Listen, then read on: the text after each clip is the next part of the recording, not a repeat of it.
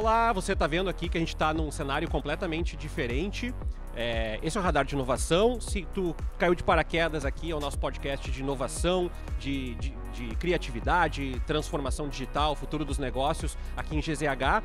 Tu nos acompanha pelo YouTube, GZH, naquela abinha podcasts, e também no Spotify e no SoundCloud, claro, no nosso site GZH e na Rádio Gaúcha aos finais de semana, de sábado para domingo.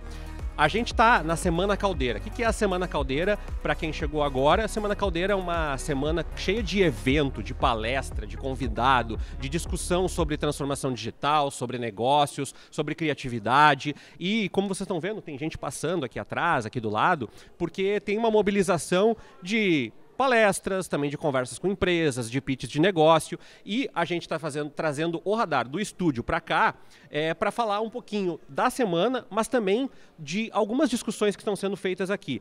A Laura e o Lucas, né, a Laura Borges e o Lucas Vieira estão na produção aqui do programa, e tu sempre acompanha o Radar toda quinta-feira ao meio-dia. O meu convidado é o Ricardo Dias, ele é fundador da Adventures, mas o Ricardo ele é um profissional que trabalha com branding, com marca, com ideação de marca, e ele vai trazer, eu não vou ter que falar isso publicamente, mas ele vai trazer a reflexão que mais me provoca de toda a Semana Caldeira, que é como é que a gente chama a atenção no meio de stories e TikTok de 10 segundos. Não é esse o nome da palestra, tá? Não é esse o nome, mas é aí sobre isso que a gente vai conversar. Obrigado, Ricardo, por estar aqui comigo. É um prazer, eu que agradeço o convite. Esse lugar eu tenho um carinho gigante pelo Caldeira desde o primeiro dia. E mais ainda agora, depois de tudo que aconteceu aqui no Rio Grande do Sul. Isso mostra muita força dessa população desse estado que reúne muito das palavras que eu acho que você mencionou no começo aí, que é a criatividade, né, que é realmente inovar e pensar diferente, querer avançar e querer progredir, querer inovar, que é o que o marketing no final do dia tem que fazer dentro de uma empresa. É isso que o Ricardo falou, a gente está aqui, né? Aqui Tava debaixo d'água isso aqui, do nosso lado esquerdo, aqui estão os colegas da TAG, que foram convidados num programa bem recentemente, e pensar que isso aqui estava debaixo d'água e não tinha essas pessoas, não tinha esse vidro, não tinha essas câmeras aqui, né? Foi um processo de avassalador, mas é isso, a gente já falou na semana passada de um evento gigantesco da Fierg de Educação que está rolando aqui em Porto Alegre com 25 mil estudantes e professores. O Sal Summit também acabou de acontecer, Summit, né? Que aconteceu agora. Falamos do Fevale Summit que aconteceu em Novo Hamburgo. Então, uma comunidade pujante de inovação, né? Tu volta e meia tá por aqui também. Não, e aí, aproveitando para responder a tua pergunta, eu acho que se tem um lugar do mundo que consegue responder essa pergunta, é o que está acontecendo aqui. Essa comunidade que existe aqui, e o Rio Grande do Sul, na minha opinião, tem uma tradição gigantesca na publicidade brasileira, certamente vai ter um papel relevante na criação de comunicação no futuro. Eu, particularmente, tenho muitos amigos, o Rony, o Martini, uma série de pessoas que saíram do Rio Grande do Sul, que são grandes publicitários no Brasil hoje, que, na minha opinião, são mais do que publicitários, são pessoas que abraçaram tecnologia, que inovaram, que fizeram um marketing diferente. Eu olho muito para eles como referência. E dito isso, como é que você se diferencia num mundo onde a velocidade ela está no que eu chamo, né, a da velocidade do dedão, né? Então, o que acontece com o teu conteúdo? Ele se move na velocidade do dedão. Então, o que você tem que fazer ali para parar o dedão dessa pessoa? Certamente, se eu tivesse que resumir em uma frase, seria parar de interromper e começar a tentar entreter. Porque, historicamente, as marcas fizeram como? Elas compravam a atenção das pessoas, e quando você tinha somente 1 ou 2, 3 pontos de contato, isso funcionava muito bem, porque o proxy de tradução de dinheiro, de orçamento, de grana aqui na mídia para venda era quase que perfeito, hoje não é mais. Então, se eu pudesse dar um recado para as marcas, para quem está tentando fazer com que você pare no teu conteúdo, entregue valor ou na forma de entretenimento, ou na forma de utilidade, ou na forma de educação e informação. Esse é o caminho. Pois é, Ricardo, tu falou uma coisa que eu acho bem legal de provocar, porque eu sempre falo para meus alunos na universidade, antes, né, tu tinha um ecossistema, sei lá, de 80% das pessoas no Brasil assistindo TV. Então, fácil, tu faz um anúncio grande, tu pega todo mundo, não, mas tu pega uma boa parte das pessoas. Sem dúvida. Hoje, para fazer uma campanha, assim, vou fazer uma campanha aqui, eu tenho que estar no TikTok, mas no e-mail marketing, mas no jornal de papel, porque tu ainda tem leitor, tu tem que estar em todos os lugares ao mesmo tempo. Ao mesmo tempo, tem lugares que tu não controla. No outdoor eu coloco a imagem que eu quero, mas no feed do cara eu não posso controlar o que ele está acessando. Isso é o que eu chamo é uma boa parte da economia dos criadores, né? Mas deixa eu abordar o que você falou e te provocar talvez a pensar de uma forma diferente. Eu particularmente acredito que esse negócio de estar em todos os lugares é um mito. Você não precisa estar em todos os lugares, na minha opinião. Se você tiver dinheiro, uma grande marca, seja uma Renner aqui no Rio Grande do Sul ou uma Ambev, se eles tiverem dinheiro suficiente para estar em todos os lugares, melhor. Sem dúvida nenhuma. Se você vende um produto de massa, seja roupa ou cerveja, você tem que estar em tudo. Você tem que estar no show, você tem que estar no feed, você tem que estar no outdoor, você tem que estar em tudo quanto é lugar. Agora, se você não pode ter dinheiro em todos os lugares, ou se você não vai fazer, ou se o seu dinheiro não é suficiente para você fazer um bom trabalho naquele canal, eu não estaria. Eu escolheria 1 ou 2 ou 3 canais, o que quer que seja, que são relevantes para o seu target. O que é o target? As pessoas que compram o seu produto, que poderiam ser potenciais compradores do seu produto, e gaste todo o seu dinheiro ali. Como? Fazendo conteúdo. O conteúdo, cada vez mais, na minha opinião, vai ter um papel muito mais importante que ele teve no passado, porque você hoje tem menos oportunidade de interromper as pessoas, logo para estar nesse feed orgânico que você mencionou, que hoje já é mais ou maior do que qualquer outro meio de comunicação, você vai ter que ter um conteúdo que se diferencia. Senão, a gente volta na primeira pergunta, a pessoa vai passar com o dedão ali, e aí o seu anúncio vai ficar para trás. Tu tá trazendo uma provocação, e foi que me chamou aqui também, e te chamar para essa conversa, que é, além de ter uma profusão de canais, tu tem uma profusão de marcas. E aí, essa é uma sensibilidade que eu falo um pouco de podcast em aula, e a gente tá fazendo um videocast agora, que é, as pessoas às vezes não têm paciência, né? Começa um negócio assim, já fiz 4 episódios desse podcast e ainda não decolou. E aí? Vou te dar um dado, olha só que interessante. Você falou, eu acho que tem 2 coisas que são fundamentais, e são as 2 coisas que jogam contra a criação de conteúdo. Uma delas é paciência. Não poderia concordar mais com você. E aí, paciência, você pode colocar paciência, resiliência, tudo que vem em volta da palavra paciência. A segunda coisa é ego. Porque é o que você falou. A pior coisa que tem pro ser humano é gravar um negócio, igual a gente aqui. Aí deu 4 views. Caramba, aí você vai gravar semana que vem. Puta, deu 8 views. Aí você vai gravar daqui a um mês. Depois você passa 1 ano gravando, aí você tem lá 15 views. Então, o que acontece? Eu vou te dar um dado que é alarmante. Somente 1% dos podcasts do mundo, 1% de cada 100, 99 não passam do 20º episódio.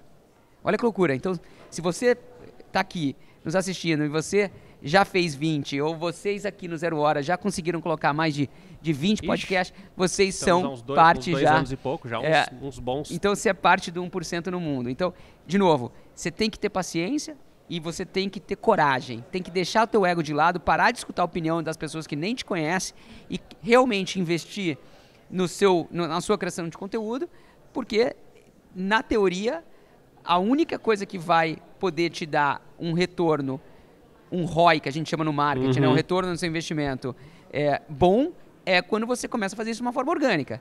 Né, o que tecnicamente a gente chama de earned media, que é quando as pessoas, né, elas ganham a mídia de graça, que aí eu conecto o ponto da criação de conteúdo, que é o que a gente está vendo já, uma mudança no comportamento das pessoas, onde elas estão indo para o feed de um TikTok Shop, e quem está fazendo a propaganda do teu produto muitas vezes é uma pessoa lá do interior do Pará, que você nem conhece, que botou a roupa da Renner, aquele casaco bonito, que está vendendo na loja, e falou, olha que casaco legal tal, e ela se torna uma afiliada do TikTok Shop e começa a vender aquele casaco. Então, a gente está vivendo uma mudança gigantesca absurda, no modelo de consumo, e eu particularmente vejo isso com bons olhos, porque para quem perdeu o primeiro bonde, que foi talvez a internet com o e-commerce, etc., e todas as redes sociais, a gente vai embarcar numa nova jornada agora, que vai ser ainda turbinada por inteligência artificial.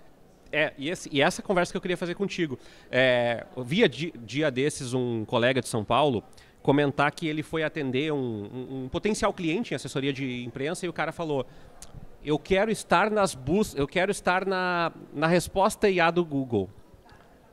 Não pensei que eu ia ouvir isso, mas, ou seja, o cara queria uma presença na imprensa para que ele se respaldasse como uma instituição, como uma marca, para ser referendado também na IA. E isso confunde todo o sistema que a gente tem hoje. Não, sem dúvida nenhuma. Esse modelo de pesquisa, né, o famoso search, né, o SEO, que é o search, a otimização do search para você, que você por muito tempo, né, você pôde comprar isso lá atrás. Quem se deu bem nas páginas amarelas da internet, que se chama Google. Quem comprou as melhores palavras para o negócio deles ou delas e conseguiu sair em primeiro no ranking. Agora, qual é a diferença? O Google te paga um pedágio para você usar a estrada dele. Aqui não é uma crítica ao Google, eu estou falando de modelos aqui, tá? O que uma inteligência artificial como o ChatGPT da OpenAI faz? Ele fala o seguinte, a minha estrada não tem pedágio, só que para você entrar nela você tem que pagar, mas eu não te cobro pedágio. Então você paga para usar essa estrada, paga por mês, você usa quanto você quiser a minha estrada. Logo, esse ranqueamento de marcas ou de pessoas nessa estrada é feito de uma outra forma. Então isso realmente vai mudar o jogo, e é por isso que eu digo que as pessoas não têm que... Se tem muita gente falando, eu tenho que entender de AI. Fica tranquilo. Se você não tem tempo, se você acha que você ainda não entendeu exatamente o que acontecer, vai chegar em você. Não tem, sabe, vai chegar. Foi igual a internet. Mesmo quem falou, nunca vou ter um iPhone, nunca vou ter internet, nunca vou comprar nada no e-commerce, certamente chegou em você. Então vai chegar. Ricardo, tu trabalha muito tempo com marca e uma pergunta que eu vejo alguns profissionais de marketing se fazerem, e eu acho que é uma pergunta honesta e justa, é: como é que eu sei separar o que é tendência de fato, de nova dinâmica de comportamento, de sociabilidade, do que é frisson? Porque, eu vou dar um exemplo e que denuncia um pouco a minha idade. Lá no passado, todo mundo falou, eu vou fazer um grande investimento no Second Life, que era um jogo de realidade virtual. Perfeito. Né? E aí flopou um pouco. Sim. E aí as pessoas perderam investimento. E aí muita gente aproveitou e disse assim, tu vê, nada disso. Como é que no dia a dia as empresas podem separar o que de fato se consolida e o que é aquele momento e pode ser simplesmente uma etapa? Eu, na verdade, vou responder roubando um pouquinho da tua colocação agora. Fazendo mais Second Life. O que eu quero dizer com isso? Quem não está inovando, quem não está apostando no Second Life e falhando no Second Life porque flopou, não tem o mindset, na minha opinião, que vai ser necessário para você criar uma marca vencedora. Então, esse sinal para mim, na verdade, é muito bom. Agora, lembra do que a gente já falou aqui hoje. Se você pegou todo o teu orçamento de marketing e colocou 100% dele no Second Life, é a mesma coisa você chegar todo mês, pegar todo o seu salário, deixar de comprar comida, deixar de pagar suas contas para jogar na loteria. Se vai ser arriscado. Eu acho que a probabilidade que você vai dar errado é grande. Óbvio que você pode ganhar na loteria e viver o resto da vida com aquele dinheiro, pode, mas uma marca que faz isso, ela vai quebrar, provavelmente. Então, o KPI aqui para mim, o índice de sucesso seria, você está fazendo Second Life suficiente para você... testando, tá? Para você poder pegar o novo... Porque você nunca sabe.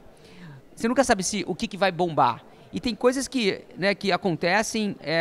depois do que você achou que ia acontecer. E tem coisas que demoram para acontecer. A gente está falando de live commerce agora. Então, por exemplo, eu acredito que toda marca deveria estar olhando para live commerce no Brasil agora. Toda marca. Só que eu falei isso a primeira vez 10 anos atrás. Eu morei na China de 2008, 2014. Em 14 já tinha live commerce na China.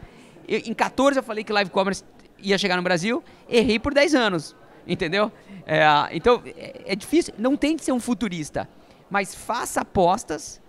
Porque eu tenho certeza, se você tem esse mindset, essa cultura dentro do teu negócio, da tua empresa, certamente uma hora você vai acertar. E essa coisa da interpretação dos comportamentos? A gente fala pouco disso, porque a gente fala, tá todo mundo colocando conteúdo no TikTok. Mas a dinâmica do TikTok e do Instagram é diferente. Perfeito.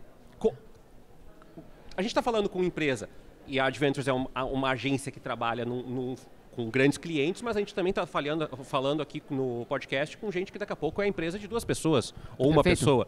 E aí eu queria te perguntar isso, como fazer essa leitura sem ter que gastar um montão de dinheiro? Mais uma vez e obviamente você tem muita experiência nesse assunto, mas a beleza das tuas perguntas é porque você já coloca nela algumas respostas. E o que você acabou de me falar aqui agora, para mim, é mais uma verdade. Que eu particularmente, eu que estou operando lá na ponta, eu nunca vivi, eu tenho 25 anos de marketing, 47 anos de idade. Eu nunca vivi um momento no marketing tão democrático e tão meritocrático. Por quê? Porque você já falou isso, o algoritmo está mudando e priorizando cada vez mais o conteúdo e não mais as pessoas. Logo, se você tem uma empresa, um negócio de 2 pessoas, de 3 pessoas, e você produzir um bom conteúdo, pode ser que esse bom conteúdo chegue a milhões de pessoas, o que no passado era quase impossível você fazer isso sem muito dinheiro. Logo, eu acredito que, mais uma vez, se você perdeu o primeiro bonde aí da revolução da comunicação, porque a comunicação ela pode ser dividida em fases, e essas fases duraram décadas. Primeiro, jornal, de 1900 a 1930, para 1920, de 1920 a 1950, rádio, de 50 até a década de 90, televisão, ou seja, em 100 anos a gente teve 3 grandes meios que dominaram a comunicação em massa no mundo, né? Então, jornal, rádio e televisão. De 25 anos para cá, o bicho pegou, entendeu? E agora imagina os próximos 25 anos. Se a gente foi de 0 a 10 nos últimos 25 anos, eu acho que nos próximos 25 a gente vai de 10 a 100. Então é a hora de você realmente apostar, porque você tem uma nova oportunidade de fazer algo que ninguém sabe muito bem o que vai acontecer. Então, a oportunidade está aí. Vou te provocar pelo Adventures agora, pensando que... Poxa, tu acabou de falar, tanta coisa aconteceu em tão pouco tempo, para período histórico, é pouco tempo, né? 100 anos. Quem é o profissional de marketing e comunicação desse novo momento? Porque em algum momento, quando eu fiz a faculdade, as pessoas diziam assim, o publicitário e o profissional de marketing é um cara criativo. Até é uma verdade, mas se falava pouco em visão estratégica, né? Visão holística de negócio. Hoje se fala um pouco mais. E aí a gente tentou separar em caixinhas, né? Não. Se tu é publicitário ou de marketing, o eventos é a área de relações públicas e o texto é do jornalista. E eu queria te perguntar quem é esse profissional que olha para a comunicação e tu largou aqui várias bombas no colo desse profissional e diz assim, monitora, pensa conteúdo, pensa estratégia, pensa na interpretação dos públicos. O que ele tem que ter?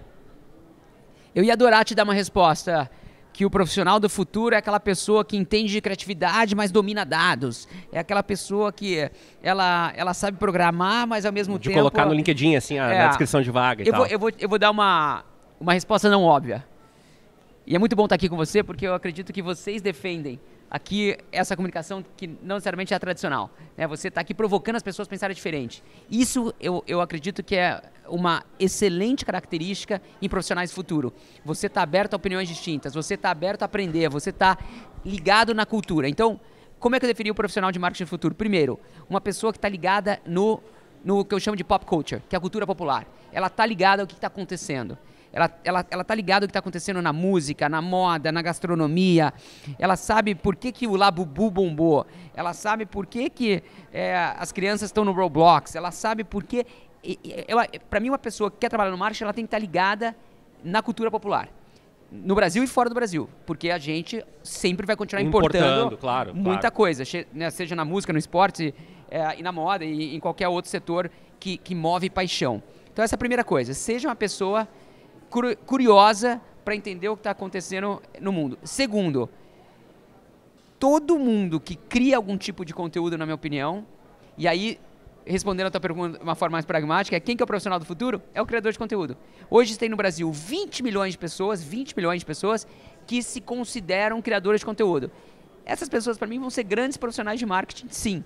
Então, se você não cria conteúdo para monetizá-lo, tente, pelo menos, criar conteúdo para entender o que acontece ali, para você poder se relacionar com essas pessoas. Você não precisa ser, se isso fosse um hospital, você não precisa ser o melhor médico do hospital para ser um profissional relevante lá dentro, mas tenta entender o que se passa na vida daquela pessoa que está operando ali. Faz um pouquinho, testa, vê, sabe? Porque, na minha opinião, isso vai ser uma moeda muito importante.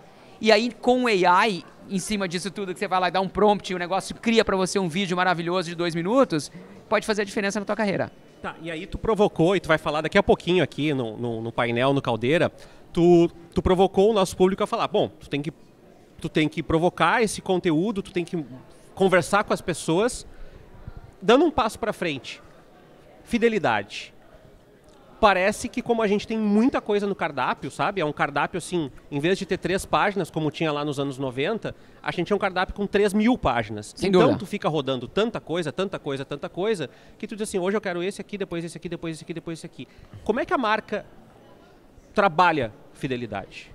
É uma discussão que a gente poderia ficar aqui horas tendo, porque ela é complexa, ela não é fácil, mas dado que a gente quer prender a atenção da nossa audiência agora, a gente não vai poder ficar aqui horas falando com eles, eu vou falar uma coisa pra você. Então não sai daí. E o que eu vou falar para quem nos assiste agora? Conveniência. Fidelidade é conveniência. Eu vou ser mais fiel ao canal que me entregar a conveniência. Então, quero pedir uma cerveja gelada, Zé Delivery. Quero pedir uma comida em casa, iFood. Quero comprar um pré-treino, porque eu preciso na academia daqui a 15 minutos, Rapturbo. Eu quero amanhã, a minha filha cresceu e o colchão dela ficou pequeno, eu quero comprar um colchão, ela está reclamando, ela não está dormindo bem, eu preciso que ela durma bem essa noite, eu quero um colchão na minha casa amanhã. Mercado Livre. Hoje, dia 1º de outubro, nos Estados Unidos, a Amazon acabou de anunciar que ela vai ter uma marca chamada Amazon Groceries. O que é a Amazon Groceries? São todos os itens básicos do supermercado. Então, farinha, molho de tomate, macarrão. Porra, são produtos commodity, teoricamente, né? Uhum, sim. E a marca Amazon é uma marca que você confia. Você já imaginou a Amazon, que está no app de todo mundo nos Estados Unidos? E aqui eu estou usando os Estados Unidos porque lá ela é muito maior que ela no Brasil e eventualmente vai ficar desse tamanho no Brasil. Você poder pedir qualquer coisa na palma da tua mão. Já pede em outros hoje. Ou seja, conveniência para mim vai ser a moeda da fidelidade. E para comunicar essa fidelidade? Porque tu falou um ponto muito estratégico que é pegar na mão, né? Pô, se eu posso pegar, essa água tá aqui e a outra tá lá na entrada, essa daqui tá geladinha ainda, pego essa daqui. E para comunicar, para eu fazer uma campanha, para eu fazer um conteúdo, para eu fazer uma estratégia. De novo, eu vou simplificar aqui porque quem nos assiste agora quer um pouco da dopamina que essas pessoas, né, que eu e você, quem está nos assistindo, consome hoje. Eu quero aquela dopamina rápida. Eu te falaria duas coisas. Primeiro, o seguinte, existe uma coisa chamada branding, que é o valor da marca, né? A Hermès, que faz uma das bolsas mais caras do mundo, que é a bolsa Birkin, que custa $30 mil, e para entrar na fila você tem que rezar muito e ter sorte, conhecer gente, já ter comprado. Ou seja, para entrar na fila para comprar, ela não faz muito marketing, ela só vende. É verdade. Ela não precisa de marketing, né? Então, é o valor de marca, o valor percebido, né? Perfeito. Então, marca é sobre isso. Por que você quer ter um labubu pendurado na tua bolsa? Por que você quer falar para as pessoas que você está por dentro da cultura? Por que você quer ter uma mala Rimowa no aeroporto, aquela mala de mão, que custa R$10 mil versus uma mala de mão que custa R$1.000? Porque você quer falar para as pessoas que você tem grana, você é um cara viajado, você é um cara sofisticado, você é um cara global. Então, marcas são usadas para mandar mensagens para os outros, em primeiro lugar. Então, se uma marca consegue fazer isso, meio caminho andado. E depois, marcas também têm um significado para você. Seja uma nostalgia, algo emocional, enfim. Então, sim, você pode ter alguma coisa que aproxime você através de uma plataforma. Por exemplo, sei lá, a Brahma patrocina o Flamengo, eu sou flamenguista, eu vou tomar Brahma. E no final do dia, a gente também não pode esquecer do que a gente já falou, que é conveniência, qual é a mais gelada, qual está mais perto do meu braço, e outra coisa que é preço. Entendeu? A gente fica aqui falando também de muitas categorias de luxo, mas que são consumidas pelo 1%. Quando você entra em categorias de consumo que definem o varejo brasileiro, por exemplo, a grande parte da briga é resolvida onde? No preço. No preço. Então, escala, distribuição, eficiência operacional vão continuar sendo muito importantes para a marca. Tu trabalha com isso e eu queria te provocar. Tu falou muito de estratégia de conteúdo e tem muito creator de conteúdo hoje no YouTube, no TikTok, no Instagram, até no LinkedIn. Eu sou um criador de conteúdo no LinkedIn, por exemplo. Eu não tenho plataformas sociais pessoais. Também, mesma coisa que tu. Eu tô no LinkedIn e crio muito conteúdo, por exemplo. É isso, E aí eu queria te perguntar, porque muita gente fica assim, pô, mas agora recentemente um aluno falou, o algoritmo do YouTube mudou. E aí, como é que tu faz um checking point quase que diário, mensal, semanal, para acompanhar as transformações do ônibus que tu tá pegando, assim? Não tem atalho. Você tem que fazer isso todo dia. Eu vou dar um exemplo. Se você quer emagrecer e você começa a ir para academia, você começa a malhar, você tem que medir. Senão você não sabe para onde você está indo. Você não precisa se pesar a cada hora. Mas você tem que se pesar de vez em quando, você tem que ver como é que está a medida da tua circunferência, você tem que ver seu percentual de gordura, você tem que fazer um exame de sangue para ver como é... Ou seja, você tem que ter uma obsessão por esses dados para você poder saber para onde você está indo. No caso da mídia, diferentemente da perda de peso, você vai ter que fazer isso com mais frequência ainda. É como se você tivesse que na mídia, sim, você vai ter que se pesar a cada vídeo que você posta, a cada conteúdo que você cria. Você vai ter que medir tudo. E quando você olha para o MrBeast, por exemplo, que é o maior criador de conteúdo no mundo, na minha opinião, pelo menos medindo em views, né, e o tamanho do canal dele no YouTube, o cara é obcecado com dados. Obcecado. Eu tive a oportunidade de visitar a operação dele há 2 anos atrás, só para fazer o thumbnail do YouTube, que, né, que é aquela figurinha que fica ali. Sim. Ele tem um time de 9 pessoas. Olha só a obsessão do cara. Aí ele tem mais tantas X pessoas para fazer os primeiros 2 minutos do vídeo. Depois ele tem mais um time de pessoas para fazer isso, para fazer aquilo. O cara tem 90 pessoas para fazer um vídeo de YouTube de meia hora. E ele gasta 4 milhões, 5 milhões de dólares em média por vídeo. Então não é brincadeira só, não é? A gente acha que... Tem muita gente que acha que criar conteúdo é uma coisa de... é amadora, é coisa de influenciadora, é não sei o que. Não, tem de tudo. Agora, se você quiser ser o melhor, é igual ao esporte. Vamos voltar para o esporte mais uma vez. Os grandes jogadores de futebol, de tênis, as grandes atletas, elas sim são talentosas, mas o que fez a diferença no final do dia não foi o talento, isso foi o trabalho duro. Quando você vê uma entrevista de um Federer, de um Kobe Bryant, de um Cristiano Ronaldo, todos falam, eles ficam 99% do tempo falando do esforço e do trabalho que eles dedicaram àquilo.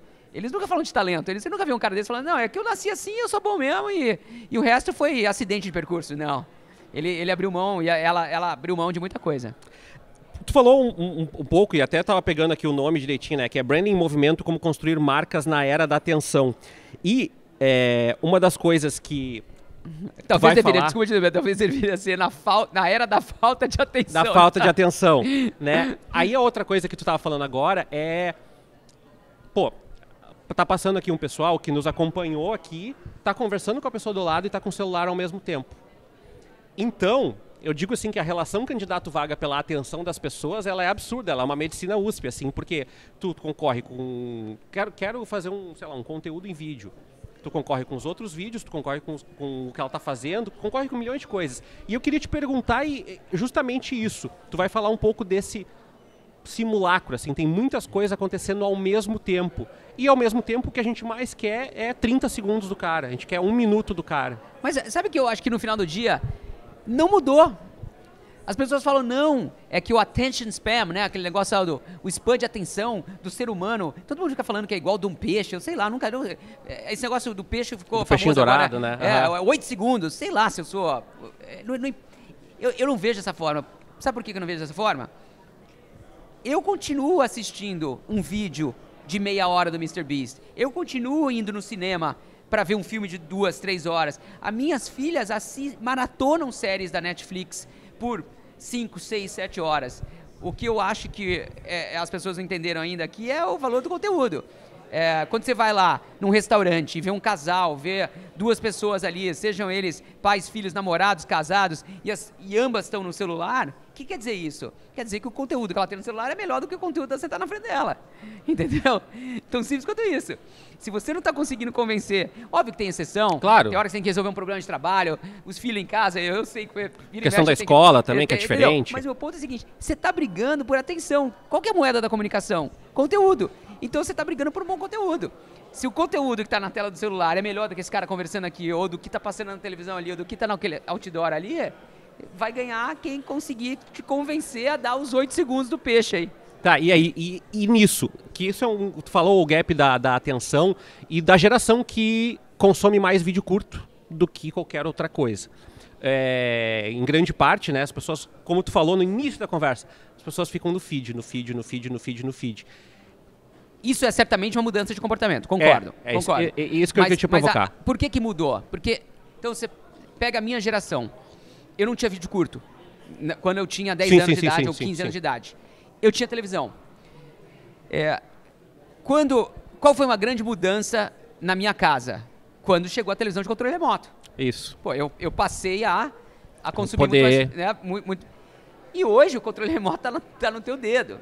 Só que com uma outra coisa por trás, que é um algoritmo que te traz tudo que você quer ver. Então imagina eu em casa com 15 anos de idade, isso lá na década de 90, podendo apertar um botão no controle remoto daquela minha televisão sem Toshiba, que a cada clique eu tenho certeza que ele vai me dar uma coisa ainda melhor.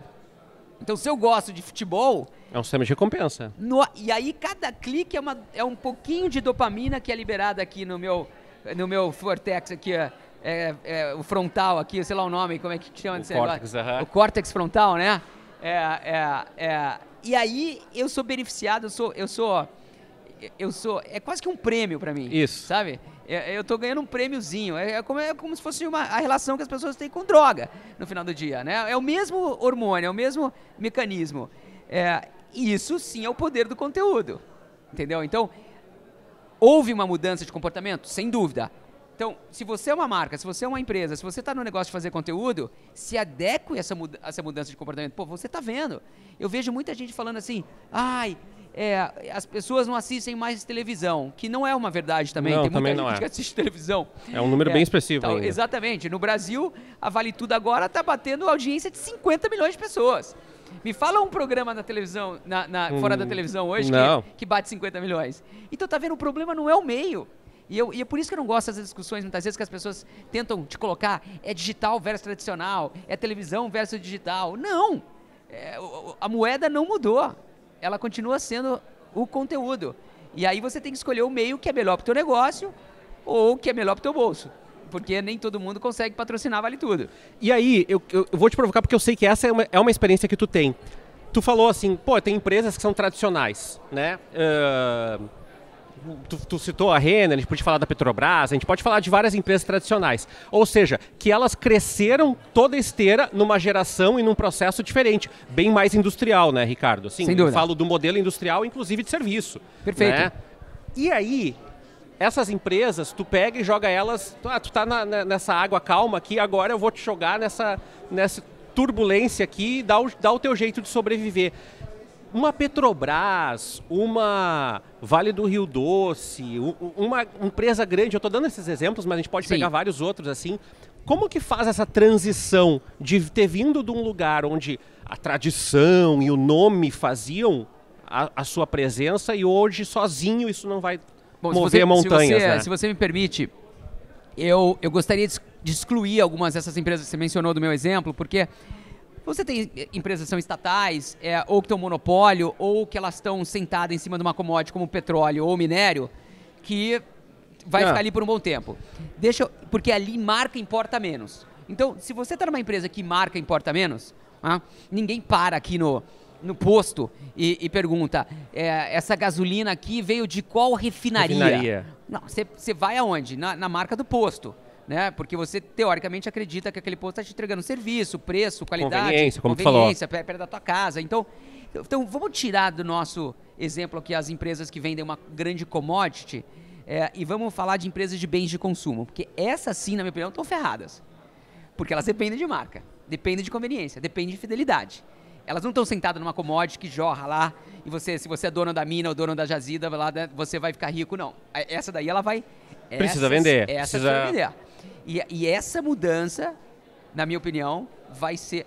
Depois, eu não sei se a gente consegue colocar aí, mas se a gente puder deixar o dado, eu estava lendo recentemente, que talvez eu erre o número aqui, mas aquela medição das 500 maiores empresas dos Estados Unidos, a S&P 500, se não me engano, metade sumiu nos últimos 25 anos.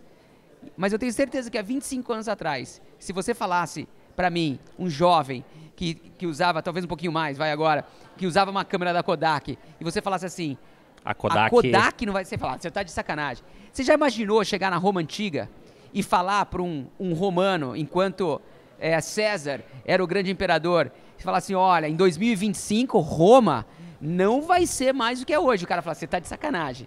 Porra, olha onde eu tô aqui, cara, isso aqui é o centro do mundo, entendeu? Então isso aconteceu com a civilização, aconteceu com a gente, ser humano. A gente está aqui agora. Será que daqui a 1 milhão de anos a gente vai estar aqui? Não sei. Mas lá atrás, se eu tivesse falado isso pro dinossauro, talvez ele não teria acreditado. Que tu tem que criar cultura, isso que tu provocou. Porque eu vejo pelos meus alunos, que são estudantes, são jovens, 18, 19, 20, 21 anos, que marcas que para mim foram, sei lá, fundamentais. Jeans. Todas as marcas de jeans que eu gostava não existem mais. A Zoom, PM Officer, a Fórum. Olha, eu dava qualquer coisa, quase qualquer coisa para ter uma dessa quando eu morava lá em Londrina, no interior do Paraná. E, por quê? Porque era um símbolo de status, que se eu usasse aquela calça, as pessoas iam olhar para mim diferente. Isso acontece até hoje, só mudou a marca. E até o modelo, né, Ricardo? A gente está falando de grandes empresas. Pega uma montadora de veículos, né? A marca que daqui a pouco tu comprou do teu automóvel, daqui a pouco se tu tem um filho, ele pode dizer assim, mas eu nem me importo. Está acontecendo na minha casa. Para mim. As marcas, eu tenho uma filha de 13 e uma de 11. Quais são as marcas? Elas não têm carro, obviamente, e nem estão pensando em dirigir ainda, não chegou. E nem sei se vão, diferentemente do passado, né? O grande símbolo de liberdade de um jovem de 18 anos, né? Era o carro. Hoje não é mais, você tem Uber, você tem um monte de coisa e tal, enfim. Mas elas estão hoje indo atrás de marcas de... Elas já conhecem marca de carro. Mas por que elas conhecem? Porque estão no feed delas. Eu vou te dar 2 exemplos de marca que aparecem no feed das minhas filhas. Lamborghini e Tesla. Não sei porquê, mas aparece lá. Você chegar pra minha filha e falar assim, você sabe o que é Volkswagen? Talvez ela não saiba. Fiat, talvez ela não saiba. GM, que são as grandes marcas do mundo. Mas ela sabe que é Tesla e sabe que é Lamborghini, por exemplo. Alguma coisa certa eles fizeram porque chegaram na mente de uma menina de 13 e uma menina de 11 anos. E aí essas empresas, para se movimentar, é mais difícil também, é um processo histórico, né? Montadora, tem não sei quantos mil funcionários mundo afora. Perfeito. Revendedor, né? Você tem que ter uma cadeia ali, que é difícil você disruptar. Queria fechar a conversa contigo, Ricardo, até para te liberar, para te tomar uma água, um café antes da tua conversa. Hoje, vocês trabalham na Adventures justamente olhando para diferentes cenários, para fazer apostas diferentes, mas tu tocou num ponto que eu queria fechar a conversa mais nisso, que é extração de dados. Tem muito dado hoje. E até para dado tem que fazer uma curadoria, né? Vou lá pedir para o Facebook me entregar 200 dados, o Instagram me entrega 200 dados. Né? O que eu faço com esses dados? E eu queria te perguntar, não a importância de trabalhar com isso, mas como que eu priorizo a leitura de dados e o que eu faço na minha estrutura de trabalho para que esse dado não se torne... eu contratei aqui o Ricardo, ele é muito experiente em dados, então ele decide sobre dados na empresa, não é uma cultura de uso de dados. Mais uma vez, é uma pergunta complexa, não acho que a resposta é simples, nem fácil, mas eu vou escolher uma avenida para a gente explorar aqui, porque tem várias avenidas em dados, né? Você tem o back office, você tem o front office, você tem talvez dados na parte de supply chain, você tem uma série de lugares onde dado vai ser importante. Na minha opinião, mais uma vez, inteligência artificial vai fazer a diferença aqui, que você vai poder ter um volume, né, de extração e de processamento de dados que a gente nunca viu na vida. Eu mesmo já estou utilizando isso, coisas simples do meu dia a dia.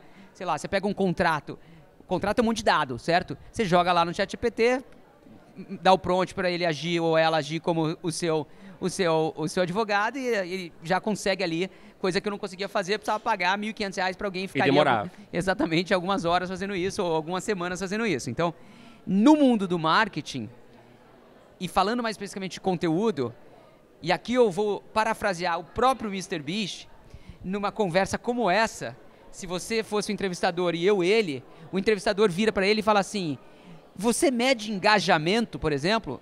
Aí ele olhou até com uma cara de incrédulo pro entrevistador e falou assim: o que é engajamento? Não, você pega lá o número de likes ou de comments e divide pelo número de views. Ele falou: mas por que isso importa? Aí o cara não sabia se ele estava sendo sarcástico ou não. Aí ele falou assim, aí ele viu que não era sacanagem, ele viu que tinha um boi na linha ali, ele falou assim: cara, eu faço vídeo no YouTube. Tem 2 coisas que importam para mim: quantas pessoas assistiram e quanto tempo elas estão assistindo. Então, é isso. A novela da Globo, agora, a gente está falando de Vale Tudo. O que importa para a Globo em termos de KPI, de resultado? Quantas pessoas no Brasil estão assistindo e quanto tempo elas estão assistindo. Entendeu? Então, por exemplo, se você é um youtuber, se você tem um canal de YouTube para a tua empresa, para o teu negócio, essas são as 2 métricas. Então, por que eu estou te respondendo isso? Porque, cara, não adianta a gente complicar muito isso. No final do dia, a moeda se chama atenção. Então, quando a gente fala de comunicação, são 2 ou 3 dados realmente que você precisa saber para saber se o negócio está indo bem ou não. Gostei da resposta. Porque, em vez de tu complicar, tu simplificou. Perfeito. Tá? É isso aí que a gente está aqui para fazer no Radar. Falar de inovação, falar de transformação digital, falar de conteúdo. Ricardo, obrigado. Boa palestra. Obrigado pelo teu tempo. pessoal que tá aqui na frente não sabe da correria que foi o Ricardo para chegar aqui, e avião e tal, mas o conteúdo, que é a mãe de todo o programa aqui, tá no ar. Foi um prazer, obrigado. Até a semana que vem, tchau.